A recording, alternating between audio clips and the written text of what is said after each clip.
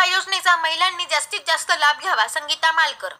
महिला बालकल्याण विभागातर्फे एकल महिलांसाठी ई पिंक रिक्षा योजना राज्य सरकारने आणलेली आहे. या योजनेची संपूर्ण माहिती कोपरगाव पंचायत समितीचे संरक्षण अधिकारी विकास बागुल यांनी सावित्रीबाई फुले प्रतिष्ठानच्या अध्यक्षा संगीताताई मालकर व एकल भगिनी यांना दिली. महिलांनी आत्मनिर्भर होण्यासाठी व आर्थिक स्तर उंचावण्यासाठी अतिशय उत्तम प्रकारे ही योजना असून जास्तीत जास्त महिलांनी याचा लाभ घ्यावा. यावेळी सर्व एकल महिला उपस्थित होत्या. योगिता देवडे, वर्षा गंगुले, स्मिता पोळ, स्वाती मुळे, सीमा मस्के, सारिका लकारे, नंदिनी पाटील, मीरा पवार या सर्व महिलांनी ही योजना समजावून घेतली. आज राज्य शासनाने महिलांसाठी ई पिंक रिक्षा योजना महिलांसाठी आणलेली आहे. महिलांचं सक्षमीकरण व्हावं, उद्योग व्यवसायामध्ये महिलांनी जास्तीत जास्त सहभाग व्हावा आणि त्यांचा आर्थिक स्तर चांगल्या प्रकारे उंचवावा यासाठी त्या पाठीमागचा हेतू आहे. आणि या ई पिंक रिक्षा मागे सगळ्यात महत्त्वाचं कोरोना काळामध्ये एकल ज्या महिला झाल्यात तर त्या तरुण विधवा महिलांची संख्या जास्त आहे.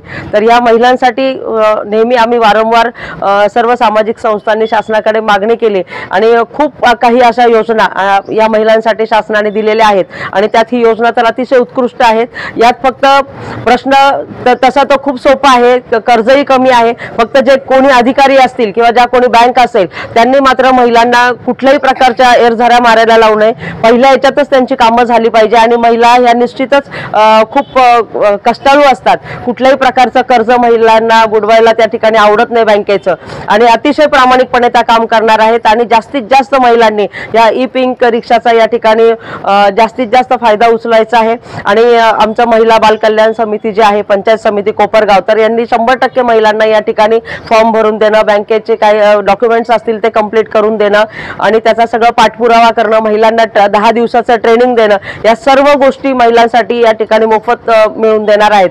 तरी कोपरगाव तालुक्यातील ज्या कोणी महिला असेल किंवा इतर कुठल्या महिला असेल तर त्यांनी याचा जास्तीत जास्त फायदा या ठिकाणी घेतला पाहिजे असं मला वाटतं.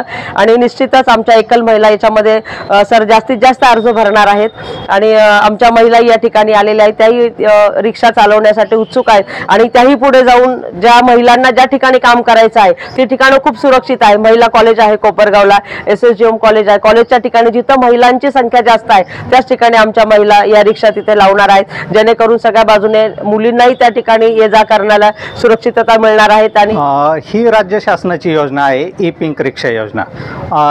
फक्त महिलांचा आर्थिक स्तर उंचावा असा त्यामागचा उद्देश आहे.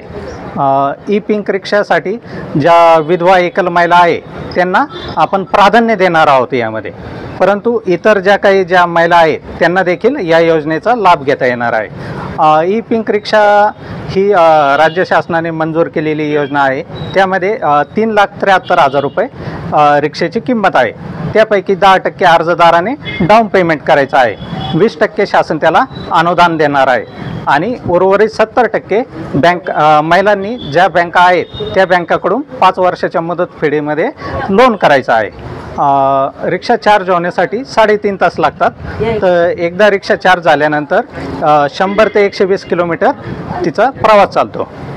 कंपनीने 5 वर्षाची गॅरंटी दिलेली आहे. समजा रिक्षाची बॅटरी किंवा इतर काही पार्ट खराब झाले असेल तर कंपनी ते बदलून देणार आहे.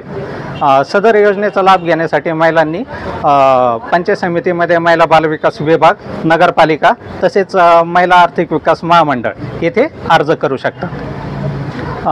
योजनेचे पात्र लाभार्थी आहे महिला, ती महाराष्ट्राची रहिवासी असावी, तिचं वय 20 ते 40 वयोगट असावं आणि तिचं कुटुंबाचं उत्पन्न 3 लाखापेक्षा कमी असावं. पण मग तुम्ही आता ह्या किंमत जी सांगितली तुम्ही त्याच्यामध्ये डाऊन पेमेंट वगैरे तुम्ही भरून घेणार का त्यांच्या महिलाकडनं? एखादी जर महिला गरीब असेल तर त्याच्याकडनं कशा पद्धतीने बँक लोन आहे, समजा बँक लोन तुम्ही करून देणार का? आता महिला कुठं जाणार असा एक त्याच्यामध्ये विषय येणार. हो, काय सांगता? महिलांना डाऊन पेमेंट भरण्यासाठी, कागदपत्र करण्यासाठी, बँक लोन करण्यासाठी शासन आणि महिला बालविकास विभाग त्यात मदत करणार आहे.